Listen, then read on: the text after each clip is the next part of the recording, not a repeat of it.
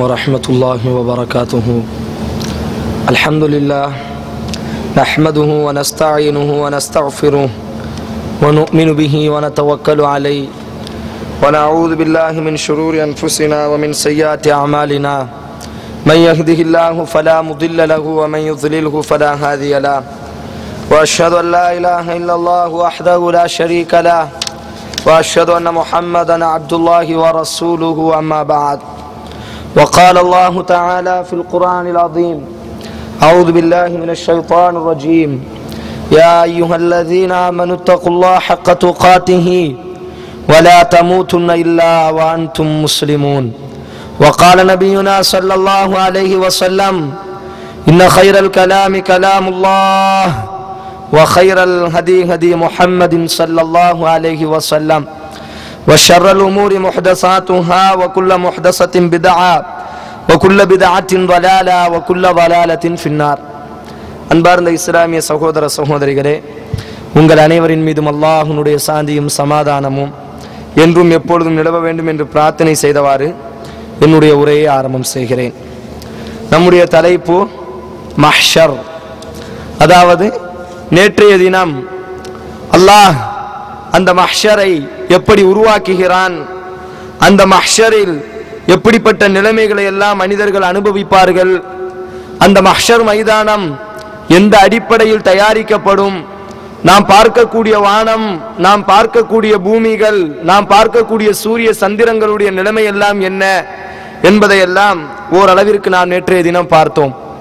இன்றைய தினம் அந்த மஹ்ஷரில் அல்லாஹ் கபரில் இருந்த அந்த மஹ்ஷரிலே மனிதர்களை எழுப்பும் பொழுது ஒவ்வொரு மனிதர்களையும் அவர்களுடைய குற்ற செயலுக்கு தக்கவாறு அல்லது அவர்களுடைய நன்மைக்கு தக்கவாறு அல்லாஹ் எழுப்புவதாக அல் குர்ஆன் நமக்கு பறைசாற்றுகிறது.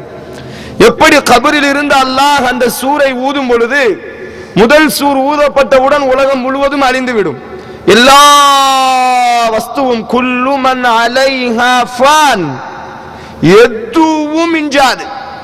ஜிப்ரீலும் இருக்க மாட்டார், மீகாயிலும் இருக்க மாட்டார், இஸ்ராயிலும் இருக்க மாட்டார், இஸ்ராஃபீலும் இருக்க மாட்டார், யாருமே இருக்க மாட்டார்கள். கற்பனை செய்து பாருங்கள், எதுவுமே இருக்காது. எதையுமே அல்லாஹ், இந்த கெட்டிடங்கள், வானம், பூமி எதுவுமே இல்லாமல் அல்லாஹ் எப்படி இதை படைப்பதற்கு முன்னால் வாஹிதுன் மௌஜூதாக இருந்தானோ அதே போன்ற அல்லாஹ் ரப்புல் ஆலமீன் தனிமையிலே இருப்பான், எல்லாவற்றையும் அழித்து விடுவான். சூரை ஊதக்கூடிய மலக்கு தயாராக இருக்கிறார். அல்லாஹ்வுடைய தூதர் சொன்னார்கள், அந்த சூரியனுடைய மலக்கை அல்லாஹ் படைத்ததிலிருந்து அவருடைய வாயிலே தயாராக வைத்திருக்கிறார்.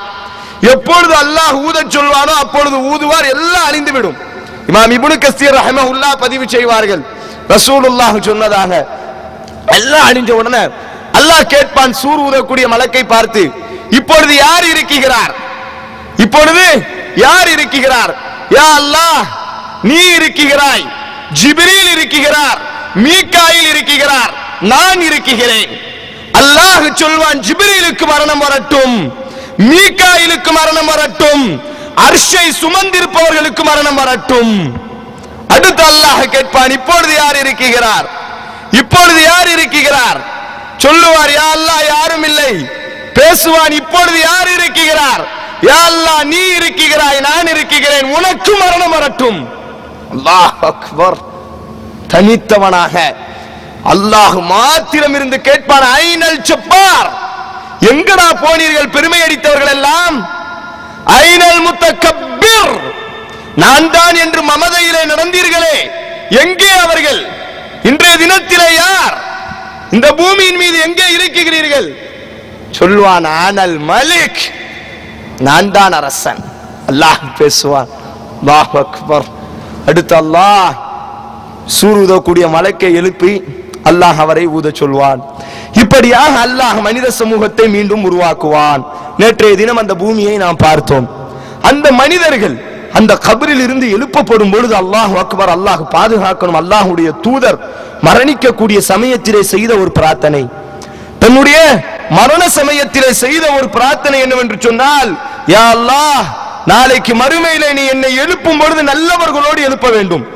இன்றைக்கு நடக்கக்கூடிய இந்த பிரச்சாரத்தை கேட்கக்கூடிய நீங்களாக இருந்தாலும் நானாக இருந்தாலும், எனக்காக நீங்களும் உங்களுக்காக நானும், நம்முடைய எல்லா குடும்பமும் அந்த ஏகத்துவத்தின் அடிப்படையிலே வாழ்ந்து மரணித்த எல்லா குடும்பமும் அல்லாஹ் ரப்புல் ஆலமீன் எழுப்பும் பொழுது நல்லவர்களோடு எழுப்ப வேண்டும். ரசூலுல்லாஹ் செய்த பிரார்த்தனை இந்த ரமதானுடைய இரவிலே நாம் செய்ய கடமைப்பட்டிருக்கிறோம். யா அல்லாஹ், என்னை எழுப்பும் பொழுது நல்லவர்களோடு எழுப்பு, நாளைக்கு மேன்மக்களோடு அந்த சொர்க்கத்திலே என்னை ஒன்று கூட்டுவாயாக என்பதாக அல்லாஹ்வுடைய தூதர் பிரார்த்தனை செய்தார்கள். அப்ப அன்பார்ந்தவர்களே, அல்லாஹ் சில பாவங்கள், இந்த பாவங்களை செய்யும் பொழுது மறுமையில 2 விதமான தண்டனை. ஒரு தண்டனை முதலிலே ஆரம்பத்திலே அதை உங்களுடைய உள்ளத்திலே பதிவு செய்ய விரும்புகிறேன். நாம் அல்லாஹ்விடத்திலே தீர்ப்பு, அல்லாஹ் தீர்ப்பை எல்லாம் எழுதி முடித்ததற்கு பிறகு, அல்லாஹ் நமக்கு தண்டனை சொர்க்கம் என்பதை எல்லாம் கொடுத்ததற்கு பிறகு சில தண்டனைகள், மரணமே இல்லாத நரக தண்டனைகள், அது விசாரணைக்கு பிறகு. இனி ஒரு சில பாவங்கள், இந்த பாவங்கள் நம்முடைய வாழ்க்கையிலே நடைபெறும் என்று சொன்னால், நம்முடைய வாழ்க்கையிலே அந்த பாவங்கள் வந்துவிடும் என்று சொன்னால், அந்த மஹ்ஷர் மைதானத்திலே எழுப்பப்படும் பொழுதே அல்லாஹ் தண்டனையோடு எழுப்புவான்.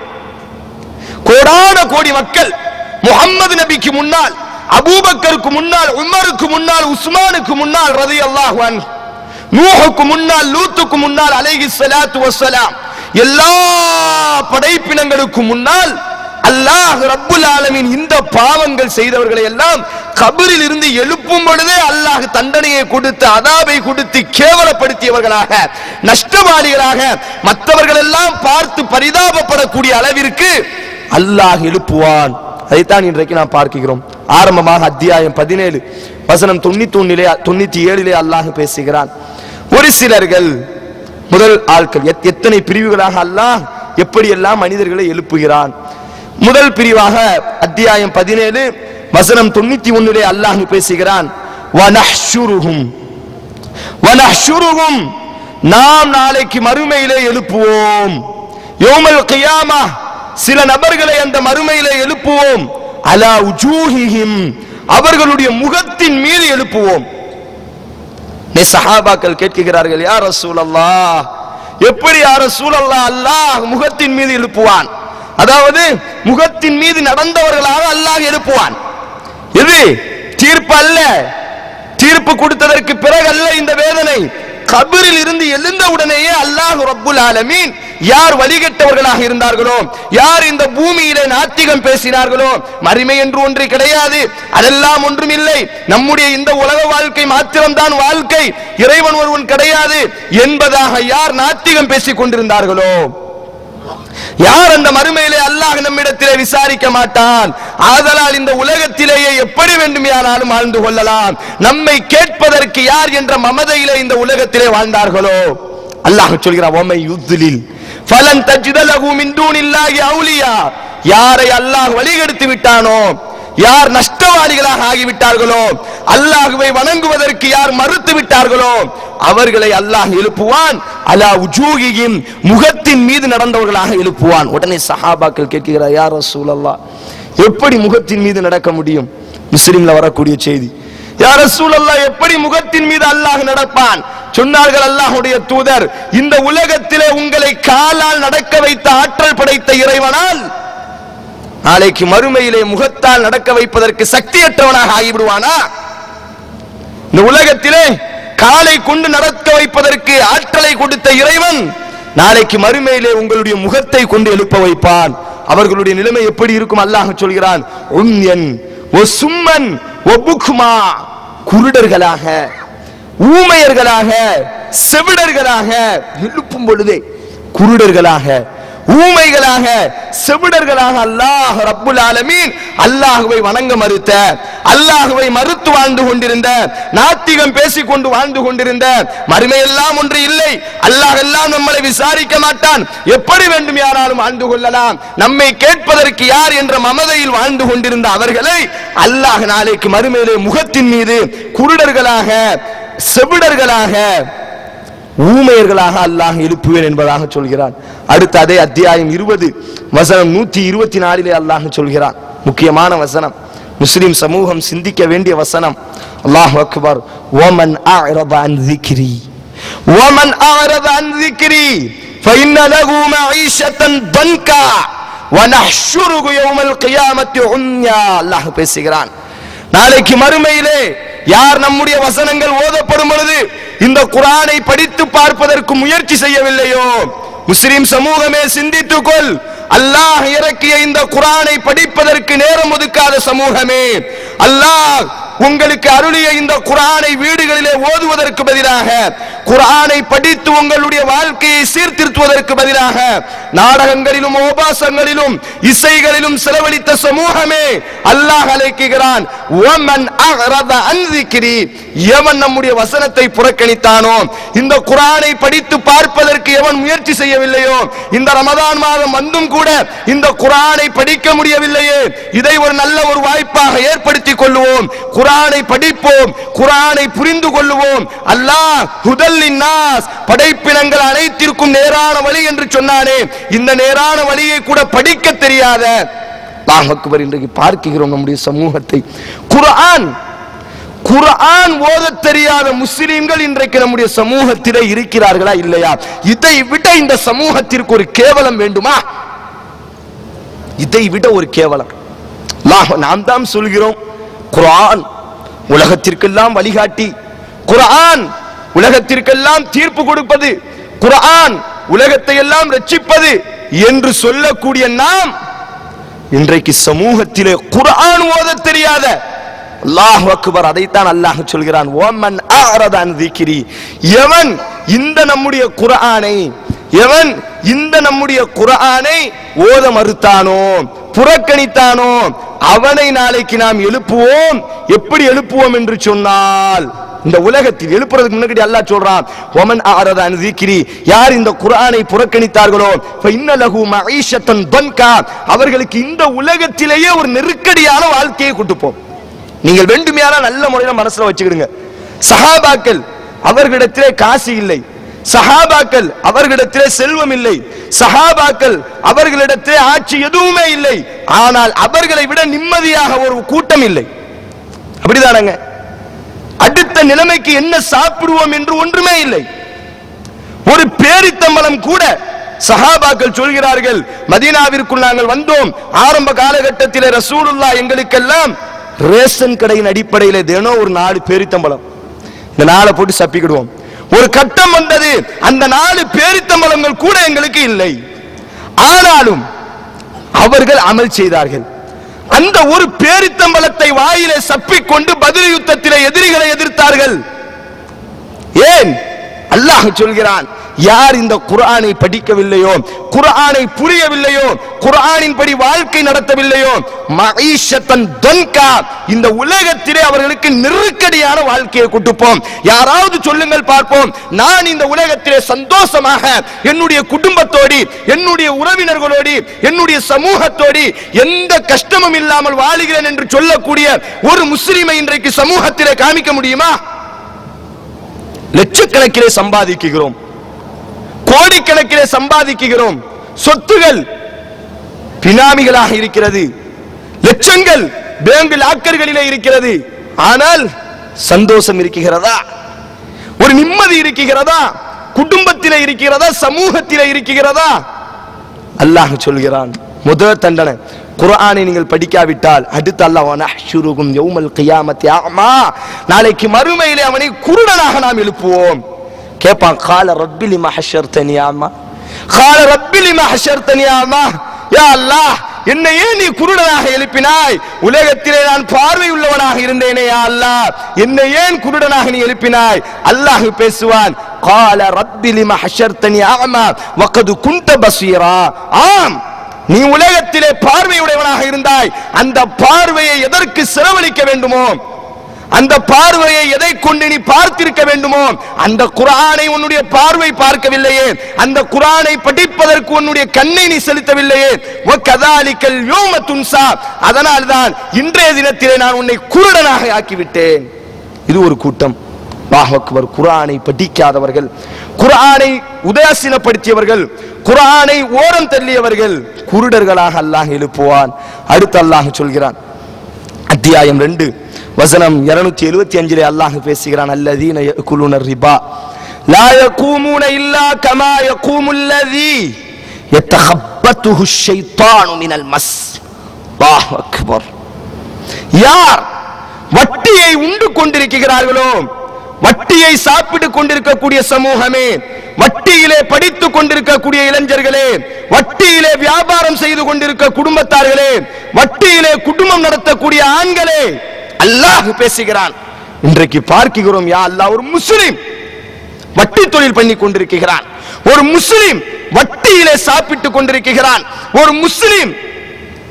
ஏ அல்லாஹ், நாம் ஒரு இடத்துல போய் தாவா பண்றோம், அப்ப அவங்கள்ட்ட போய் பேசுறோம், இஸ்லாம் கண்ணியமான மார்க்கம், இஸ்லாம் சிறப்பான மார்க்கம். உதாரணத்திற்கு எங்களுடைய சமூகத்தில் பாருங்கள், மனிதர்களுக்கு பாதிப்பை ஏற்படுத்தக்கூடிய எதையுமே இஸ்லாம் அனுமதிக்கவில்லை. வட்டியை எடுத்துக்கொள்ளுங்கள், இதனால் எவ்வளவு பாதிப்புகள், ஆதலால் எங்களுடைய மார்க்கம் வட்டியை ஹராமாக்கி விட்டது. அதற்கு அந்த ஆளு சொல்றாரு, காஃபிரான ஆளு, பாய் நீங்க சொல்றதுலாம் கரெக்ட் தான் பாய், நானே வட்டிக்கு ஒரு பாய்ட்ட தான் போய் கடன் வாங்கியிருக்கேன். அல்லாஹ்,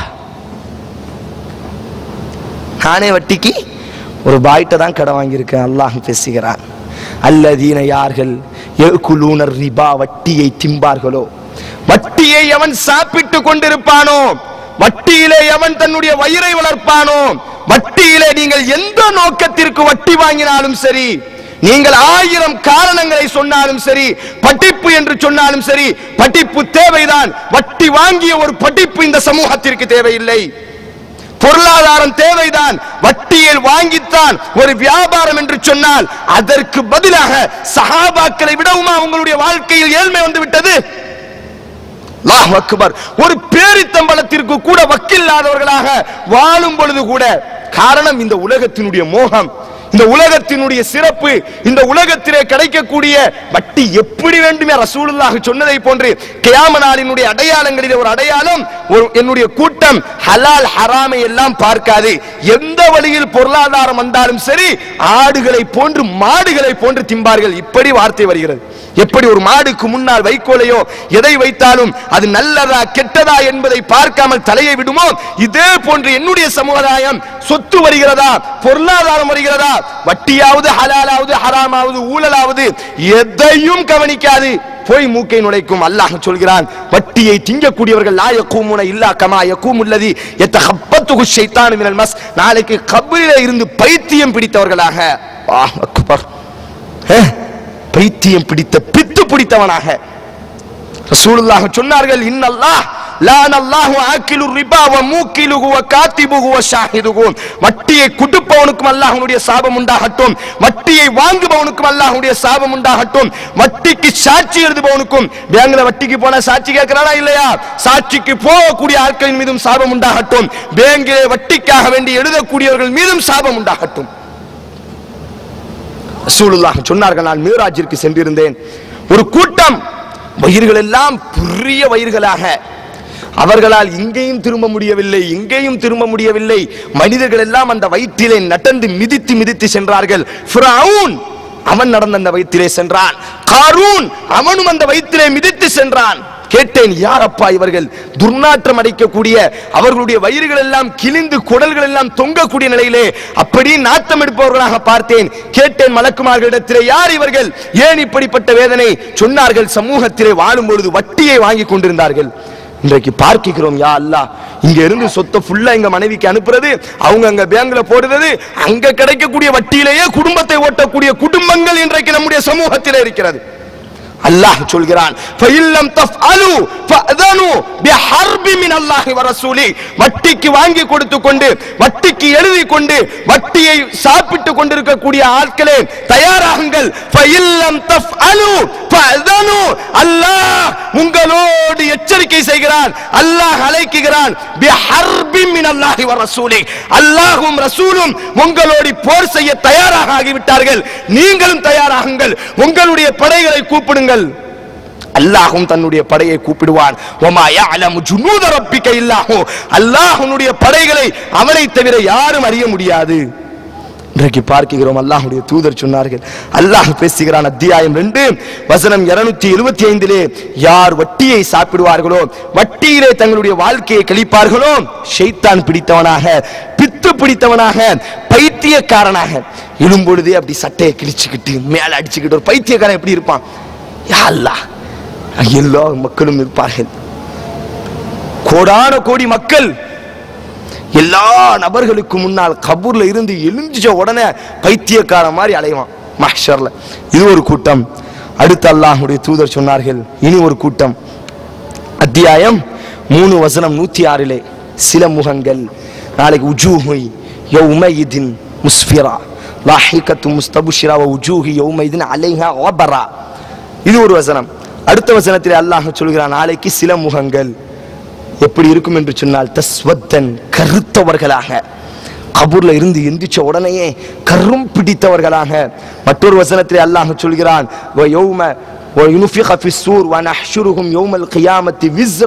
அவர்களுடைய கண்கள் எல்லாம் நீலம் படிந்ததாக. அப்படி பயத்தால் அவருடைய கண்களை பார்த்தீர்களேயானால், இனி ஒரு வசனத்திலே சொல்கிறான், அப்படி இழிவு வந்ததினால் அவர்களுடைய பார்வைகளை எல்லாம் அப்படி பூமியிலே தாழ்த்தியவர்களாக, முகமெல்லாம் கருத்தவர்களாக, அவருடைய கண்கள் எல்லாம் நீல நிறத்திலே அவர்கள் கபரிலே இருந்து எழுப்பப்படுவார்கள். என்ன காரணம்? அழைத்தார்களே மக்கள், வாருங்கள் வாருங்கள் இஸ்லாத்திற்கு, வாருங்கள் அல்லாஹ்வுடைய பள்ளிக்கு, ரமதான் மாதம் மாத்திரம் தொழுது விட்டு பெருநாளுடைய தொழுகையோடு நீங்கள் முடித்து விட்டு சென்று விடாதீர்கள், பெரும்பாவங்களில் ஈடுபடாதீர்கள், மறுமைக்காக வேண்டி உங்களுடைய நன்மைகளை எல்லாம் செய்தி அனுப்புங்கள் என்று அழைக்கும் பொழுதெல்லாம் எத்தனையோ முஸ்லிம்கள், எத்தனையோ இறை நம்பிக்கையாளர்கள், எத்தனையோ அழைப்பாளர்கள் இஸ்லாத்தை பின்பற்றுங்கள் மக்களே, இதுதான் நாளைக்கு ரட்சிக்கும் என்று அழைக்கும் பொழுதெல்லாம் நாம் உதாசீனமாக இருந்தோமே. எத்தனை எத்தனை பெரும்பாவங்கள் நம்முடைய வாழ்க்கையில் வந்து விட்டது.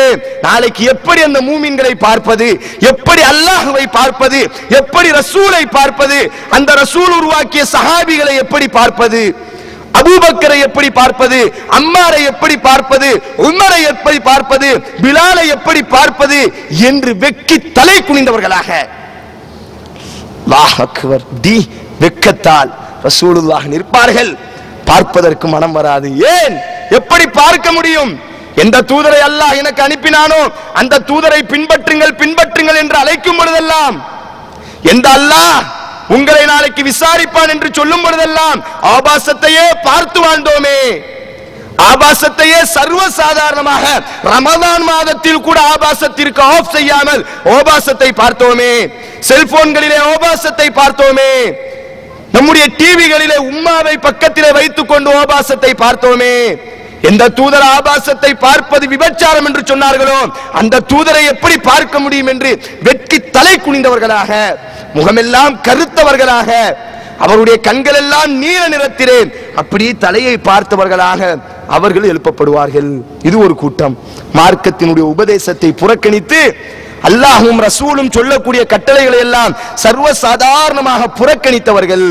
அடுத்து சில குறிப்பாக இந்த பொருளாதார சம்பந்தமான பாவங்கள் மக்களே, அல்லாஹ்வுடைய தூதர் சொன்ன அத்தியாயம் 3 வசனம் 164வது வசனத்திலே பாருங்க. குறிப்பாக நாளை இதெல்லாம் நான் திருப்பி நான் உங்கள்ட்ட சொல்றேன், இதெல்லாம் விசாரணைக்கு பிறகு கிடைக்கக்கூடிய தண்டனைகள் அல்ல, விசாரணை முடித்து நரகத்திலே போடக்கூடிய தண்டனை அல்ல. விசாரணைக்கு முன்னாலேயே கபரிலே இருந்து எழுப்பப்படும் பொழுதே ஏற்படப்படக்கூடிய தண்டனைகளில் ஒரு சில தண்டனைகள். அதிலே மிக குறிப்பாக அல்லாஹ் இந்த பொருளாதார விஷயமாக ஏற்படக்கூடிய அந்த தவறுகளுக்கு, அந்த பொருளாதார விஷயமாக ஏற்படக்கூடிய அதிலே அல்லாஹ் ரப்புல் ஆலமீன் அந்த மஹ்ஷரிலே எல்லா நபர்களுக்கு முன்னால் கொடுக்கிறான். அல்லாஹ் சொல்கிறான் அத்தியாயம் 3 வசனம் 164, வமை யகுலுல் யதி பிமா வல்ல யௌமல் கியாமா, எவன் மோசடி செய்வானோ, எவன் திருடுவானோ, எவன் லஞ்சம் வாங்குவானோ, எவன் தன்னிடத்திலே அதிகாரம் இருக்கிறது, தன்னிடத்திலே ஆட்சி இருக்கிறது என்பதை பயன்படுத்தி அதிலே ஊழல் செய்வானோ. அல்லாஹ் அக்பர். இன்றைக்கு சர்வசாதாரணமாக முஸ்லிம் ஆபீஸிலே வேலை செய்வார், ஆபீஸினுடைய பொருளிலே சர்வசாதாரணமாக எந்த அனுமதியும் இல்லாமல் எடுத்துக்கொண்டு வருவார். பார்க்கிறோமா இல்லையா? யா அல்லாஹ் யா அல்லாஹ், அல்லாஹ்வுடைய தூதர் சொன்னார்கள், நீங்கள் ஒரு ஊசியை நீங்கள் எடுத்தாலும் பாருங்கள், மிஹயத்தன் ஃபமா ஃபௌகஹு கான உலுவன், நீங்கள் உங்களுடைய பொறுப்பிலே ஒரு ஊசியை நீங்கள் அபகரித்தாலும் நீங்களும் மோசடிக்காரர்கள் தான். லா யதி பிஹி யௌமல் கியாமா, அந்த ஊசியை நாளைக்கு மறுமையிலே கொண்டு வரப்படும். இன்னைக்கு பார்க்கிறோம் சர்வ சாதாரணமாக ஆபீஸிலே வேலை செய்வார்கள், அந்த ஆபீஸ்ல சில பொருட்கள் இருக்கும், கடையில 1 ரூபாய் 2 ரூபாய் கொடுத்தால் வாங்கி கொள்ளலாம். ஆனால் எந்த விதமான கேள்வியும் கேட்க மாட்டார்கள், எடுத்து வருவார்கள். சகோதரர்களே, அல்லாஹ்வுடைய தூதர் சொன்னார்கள், சஹீஹுல் புகாரியிலே அல்லாஹ்வுடைய தூதர் சொன்னார்கள், 2454வது ஹதீஸாக பதிவு செய்யப்படுகிறது, எந்த ஒரு அடியான் இந்த உலகத்திலே ஒரு ஜான், என்னங்க, ஒரு ஜான் நிலத்தை அபகரித்தால், ரொம்பலாம் வேணாங்க, ஒரு ஜான் எங்கெங்க இருக்கு, இந்த ஒரு ஜான் நிலத்தை இந்த உலகத்திலே நீங்கள் அபகரித்தீர்களேயானால் நாளைக்கு கபரிலே இருந்து நீங்கள் எழுப்பப்படும் பொழுது இந்த 7 பூமியையும் அல்லாஹ் உங்களுடைய தலையிலே மாட்டி எழுப்புவான். அதே ரசூலுல்லாஹ் சொன்னார்கள், சஹீஹுல் புகாரியிலே வரக்கூடிய செய்தி 6167, எவன் இந்த உலகத்திலே மோசடி செய்கிறானோ, அநியாயம் செய்கிறானோ, நாளைக்கு கபரிலே இருந்து எழுப்பப்பட்டவுடன் அவனுடைய பித்தட்டிலே, அவனுடைய உட்காரக்கூடிய இடத்திலே அல்லாஹ் ஒரு கொடியை சொருவி விடுவான்.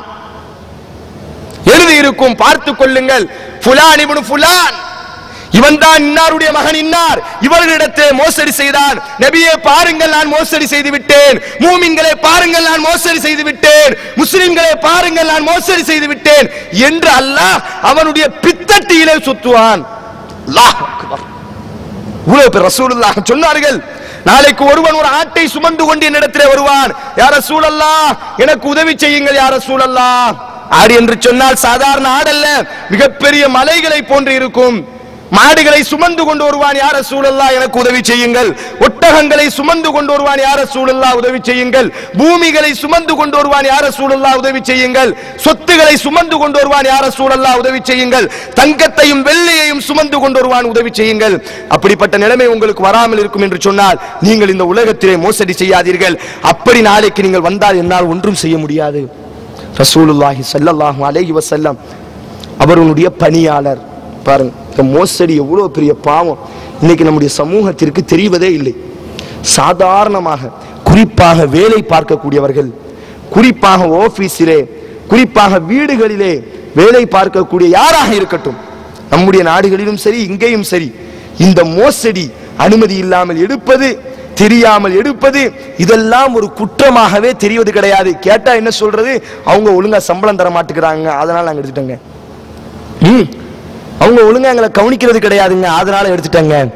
அல்லாஹ்வுடைய தூதர்னுடைய பாருங்கள், ஒரு சஹாபியாக இருந்தாலும் சரி மோசடி செய்தால் அவரும் பிடிக்கப்படுவார். ரசூலுல்லாஹ்வுடைய பணியாளராக ஒருவர் இருந்தார்.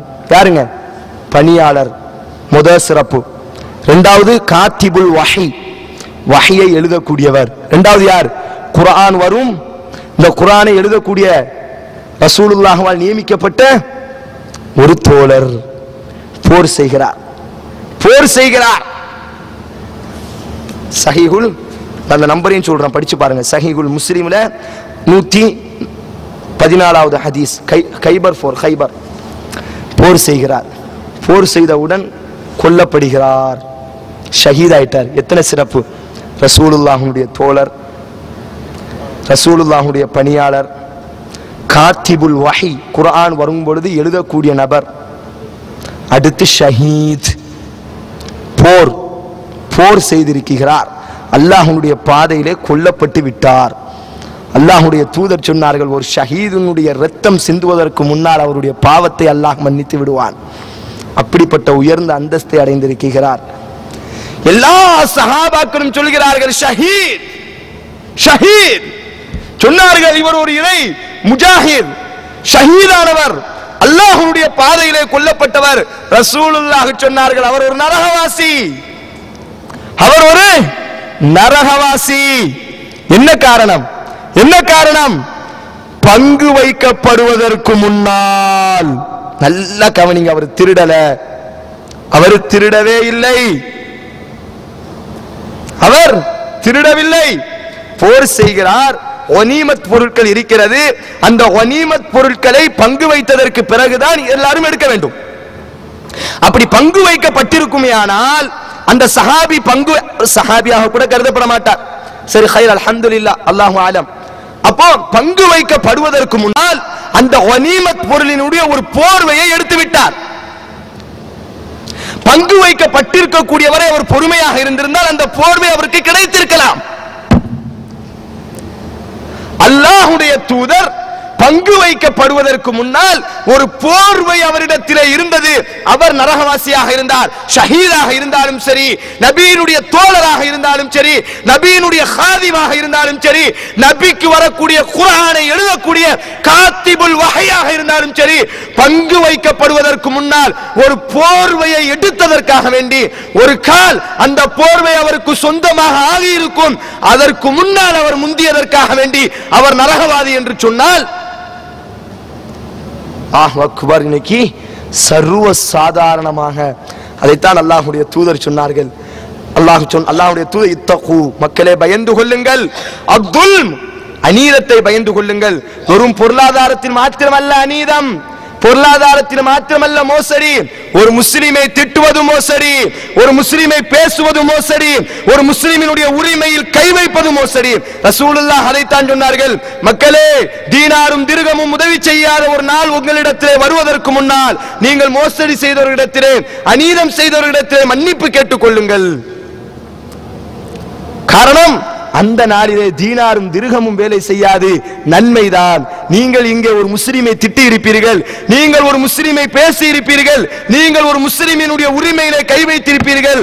நாளைக்கு அல்லாஹ் உங்களுடைய அரசு, இது ஒரு செய்தி. இன்னும் ஒருத்தன் வருவான், பெரிய நன்மைகள், குவியல் குவியலான நன்மைகள், என்னங்க பெரிய நன்மை. பார்த்த உடனே ஆஹா சொர்க்கவாசியடா, இவனை மாதிரி நம்மளும் ஆயிருக்கணுமாடா என்று எல்லாரும் நினைப்பாங்க. அந்த அளவுக்கு நன்மையை சேர்த்துட்டு வருவாரு. ரசூலுல்லாஹ் சொன்னார்கள், வந்த உடனே ஒருத்தன் வருவான், யா அல்லாஹ் சொர்க்கத்திற்கு தீர்ப்பு கொடுக்கப்பட்டு விடும். அபூதாவுல வரக்கூடிய ரிவாயத் அப்படி வருது, சொர்க்கத்திற்கு போ, சொர்க்கத்துக்கு போ. போகும் பொழுது சட்டையை பிடிப்பான், யா அல்லாஹ் என்னைய திட்டுனா நின்னுடா, உன் நன்மையை பிடி பிடி போ. ஏன் அங்கதான் தீனார் திர்ஹம் ஒண்ணும் கிடையாது, அங்க காசை வச்சு ஏதாச்சும் கிடைக்க போதா? அங்க கோடிக்கணக்கான காசை கொடுத்தாலும் ஒண்ணும் கிடைக்காது. காசுக்கு அங்க மதிப்பு இல்லை, அங்க ஃபுல்லா நன்மை தீமைக்கு தான் மதிப்பு. உன் நன்மையை பிடிச்சு போ. இதை விட ஒரு கேவலம் வேணுமா? அதாவது ஒருத்தன் தப்பு செஞ்சு நரகத்துக்கு போறான், அது வேற விஷயம். ஒருத்தன் தப்பு செஞ்சுட்டு வாரான், அவன் ஒரு நன்மையும் செய்யல, நான் நன்மையா செஞ்சு வச்சிருக்கேன், எல்லாத்தையும் அவங்க கையில கொடுத்துட்டு போறேன். அதான் மல் முஃப்லிஸ், மல் முஃப்லிஸ், நஷ்டவாளி. இதான் நஷ்டம். வந்தோடனே நீ திட்டினா போ, யாரெல்லாம் நீ அடிச்சா போ, புடுங்கி புடுங்கி புடுங்கி புடுங்கி கொடுக்கப்படும். எவ்வளவுதான் கொடுக்க முடியும்? எனக்கு அவப்பேர் இருந்தா, சட்டியில இருந்தா அவப்பேர் வரும், ஃபுல்லா போயிடும். இன்னும் 10 பேர் நிப்பான், யாரெல்லாம் திட்டினானே இப்ப என்ன செய்ய? அல்லாஹ் நியாயமானவன். வமா கான ரப்புக பித்தல்லாமில் லில் அபீத், அல்லாஹ் அடியார்களுக்கு ஒரு பொழுதும் அநியாயம் செய்ய மாட்டான். உன்னுடைய தீமையை புடி. இந்த இவன் தலையில கெட்டு, அவன் தப்பு செஞ்சிருப்பான், அவன் விபச்சாரம் செய்திருப்பான், அவன் வட்டி வாங்கி இருப்பான், அவன் பித்தலாட்டம் செய்திருப்பான், ஊழல் செய்திருப்பான், இவன் நன்மையை செஞ்சிருப்பான், ஆனா இவன் அவனை திட்டி இருப்பான். ஃபுல்லா புட்டிச்சு புட்டிச்சு இவன் தலையில கெட்டி கடைசி சொர்க்கவாதியாக வந்த அவன் கடைசி இவனுடைய தீமை மட்டுமல்ல ஊராரினுடைய தீமைகள் எல்லாம் சுமந்து நரகத்திலே தள்ளப்படுவான். அதைத்தான் அல்லாஹ்வுடைய தூதர் சொன்னார்கள், நீங்கள் மோசடியை பயந்து கொள்ளுங்கள்.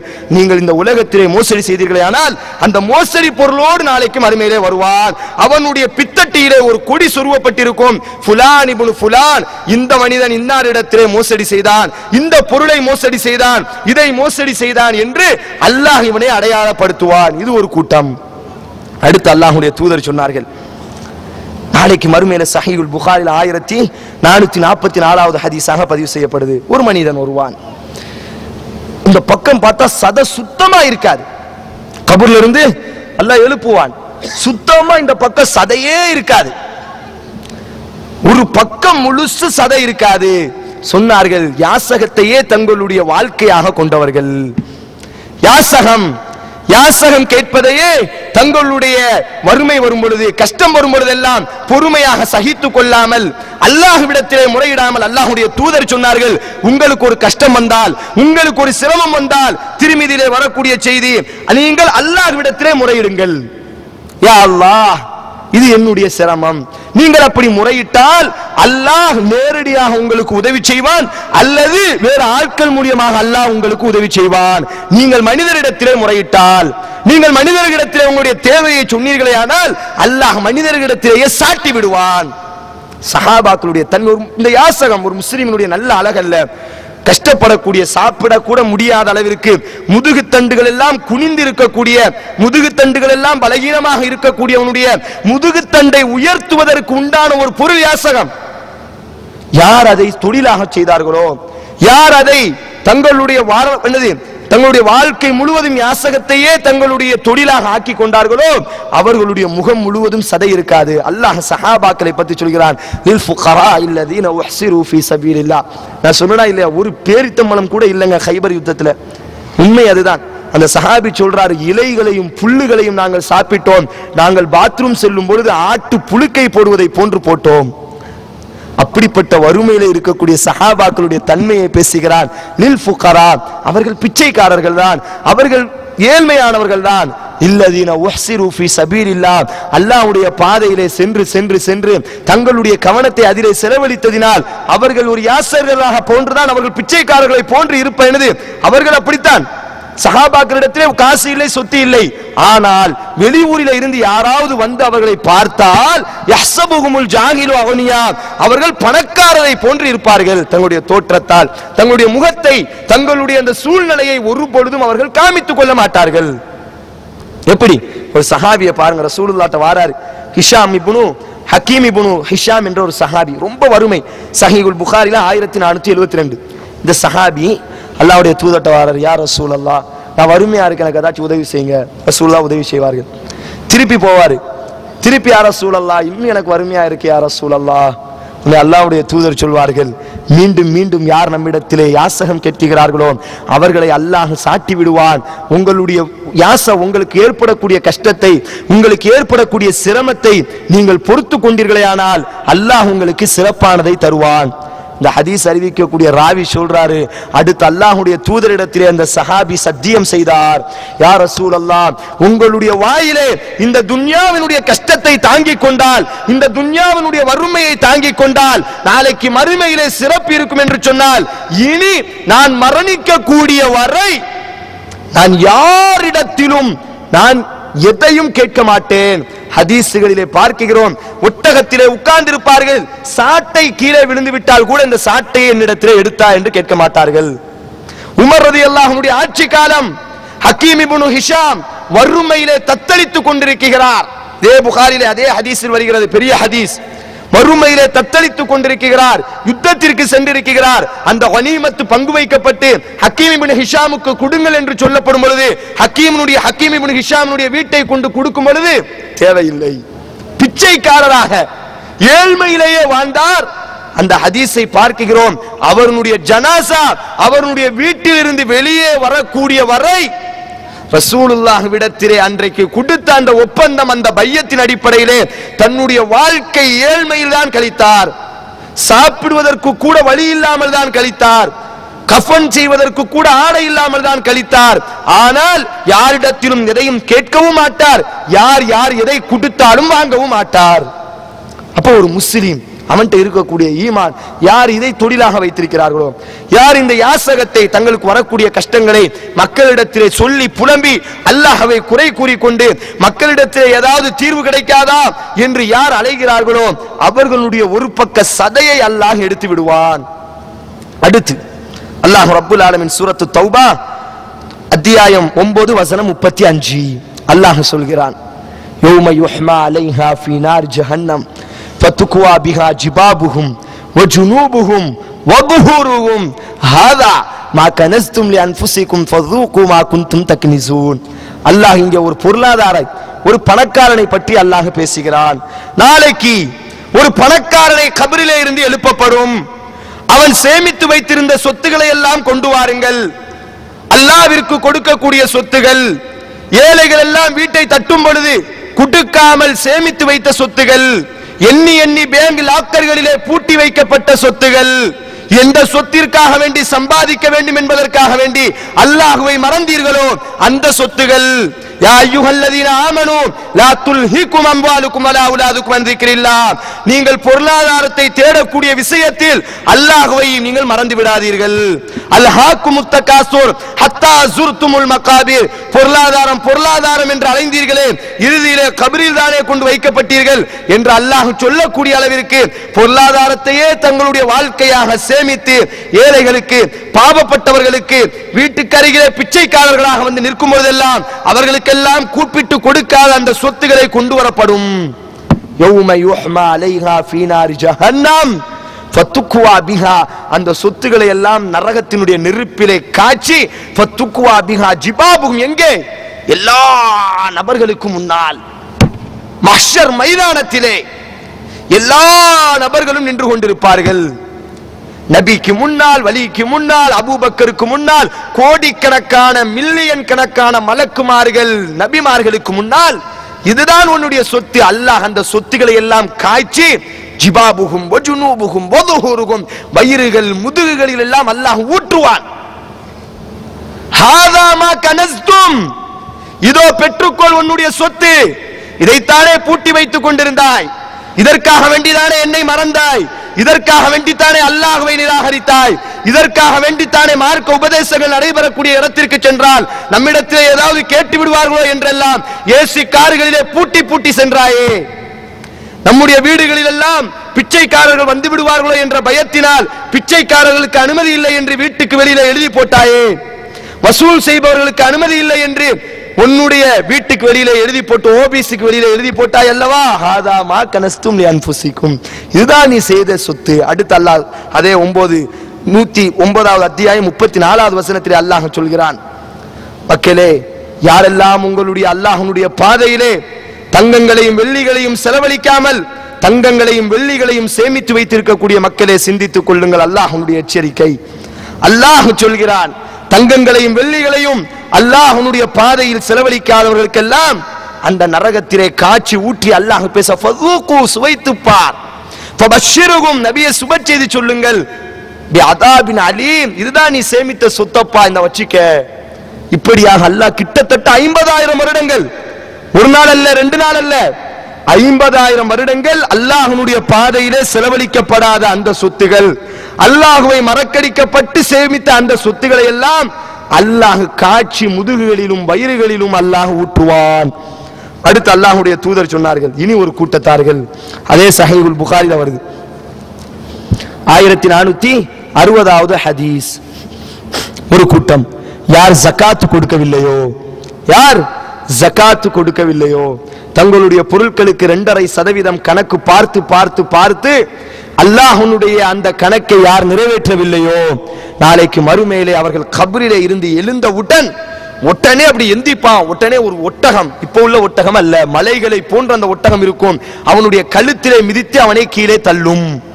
அடுத்த ஆடு, அடுத்து மாடு, இப்படி 50,000 ஆண்டுகள் அவனை போன்று மிதித்துக் கொண்டே இருக்கும் அந்த ஒட்டகம், அந்த மாடுகள், அந்த ஆடுகள், அந்த மஹ்ஷரிலே.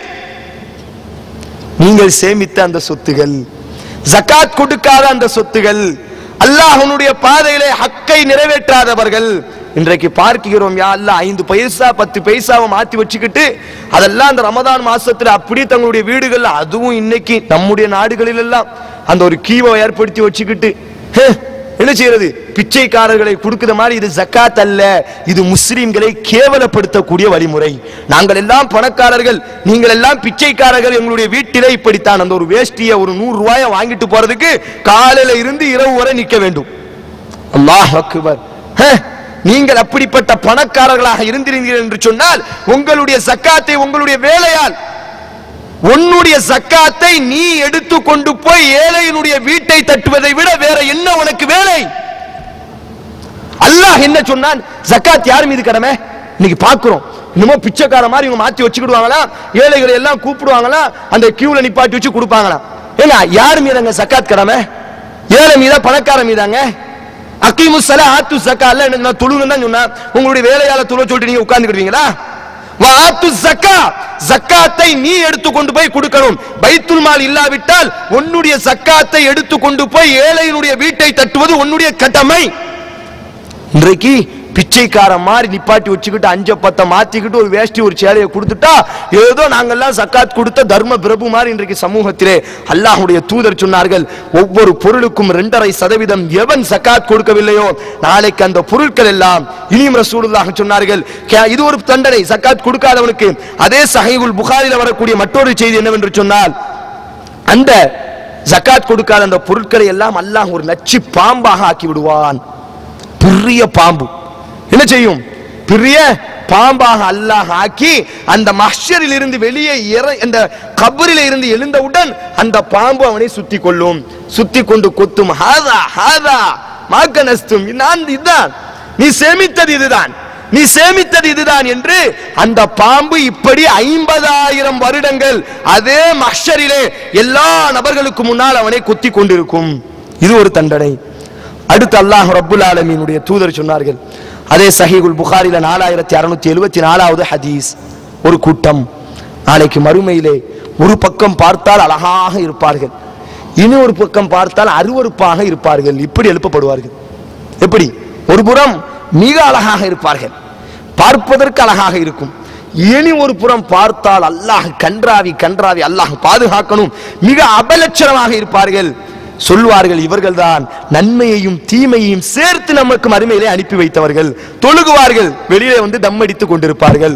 நோன்பு நோற்பார்கள், ஊழல் செய்வார்கள்.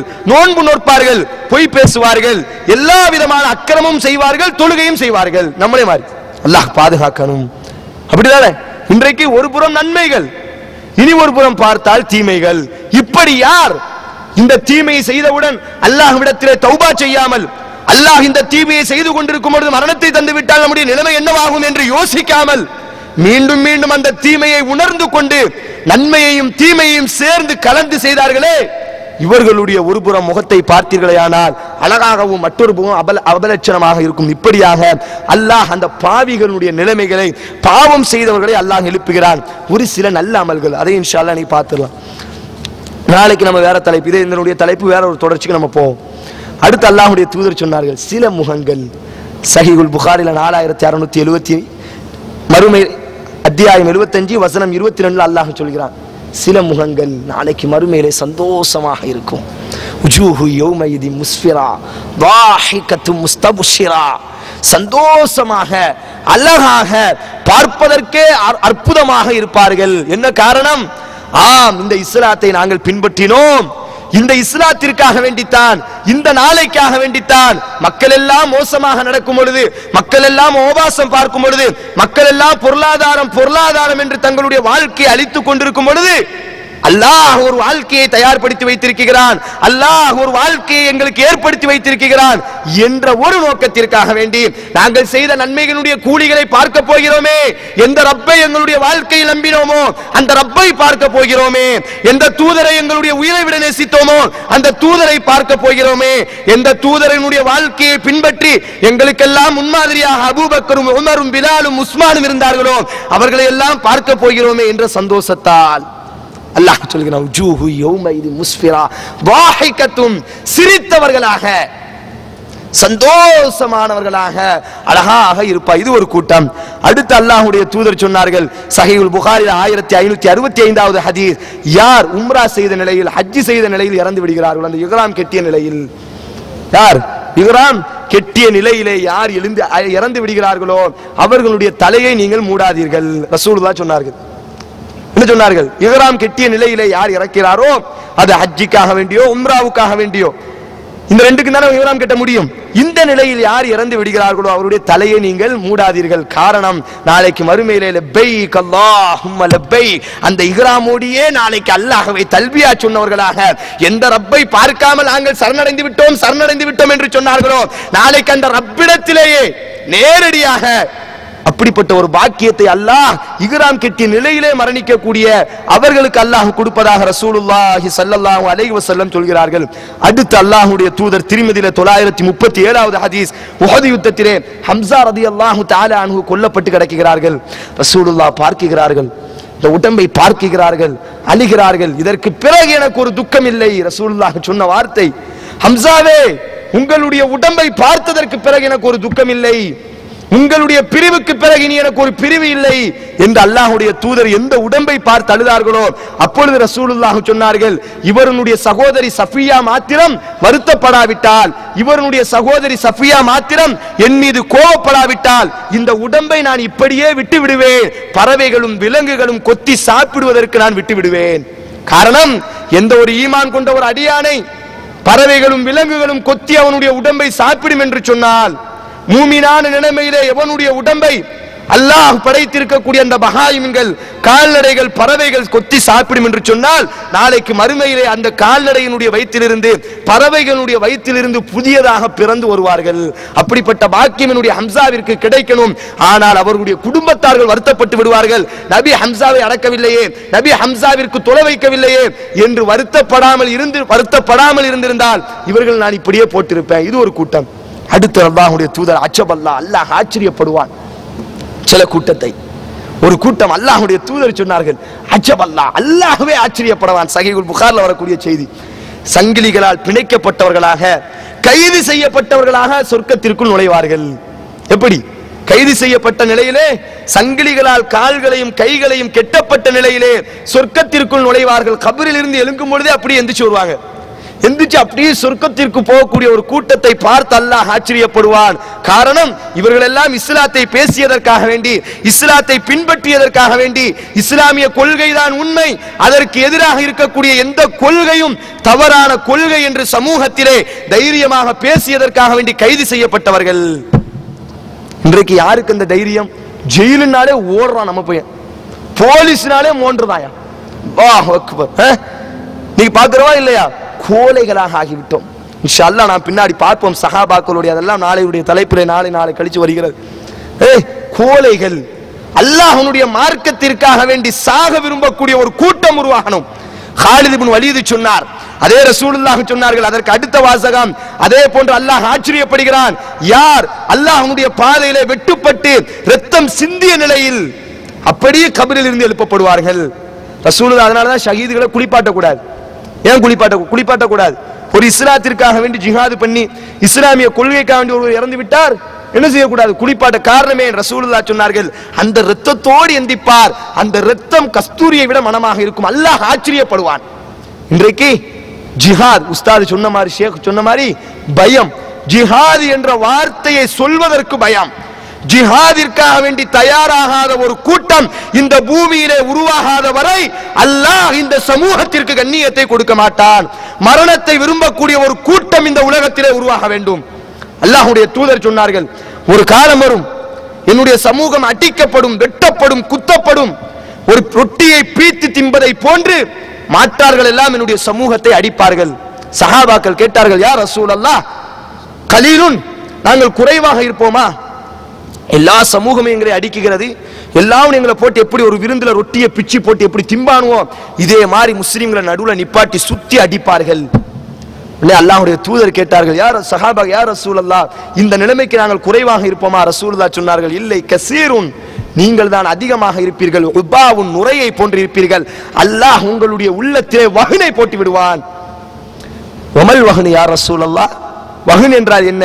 ஹுப்பு துன்யா வகராஹியத்துல் மௌத்தி.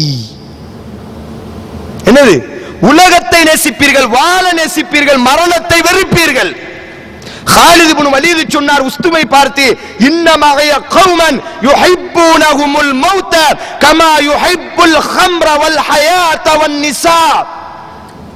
ஓ மிஸ்தாஹ், ஓ உஸ்தும், என்னிடத்திலே ஒரு கூட்டம் இருக்கிறது. எப்படிப்பட்ட கூட்டம் தெரியுமா? யுஹிப்பூனஹுமுல் மௌத், மரணத்தை விரும்பக்கூடிய கூட்டம். கமா யுஹிப்புல் ஹம்ர, உன்னிடத்திலே இருக்கக்கூடிய கூட்டம் எப்படி மதுவை விரும்புகிறதோ, வல் ஹயாத், வாழ வேண்டும் எப்படி ஆசைப்படுகிறதோ, வன் நிசா, பெண்களோடு உறவு கொள்ள வேண்டும் என்று எப்படி உன்னுடைய கூட்டம் விரும்புகிறதோ, அதை விட அதிகமாக என்னிடத்தில் இருக்கக்கூடிய கூட்டம் மரணத்தை விரும்புகிறது. வா, போட்டு பார்க்கலாம், வெற்றி உனக்கா எனக்கா என்று. இப்படிப்பட்ட ஒரு கூட்டம் இன்றைக்கு சமூகத்திற்கு தேவை. யார் தயார்? அதைத்தான் ரசூலுல்லாஹ் சொன்னார்கள்.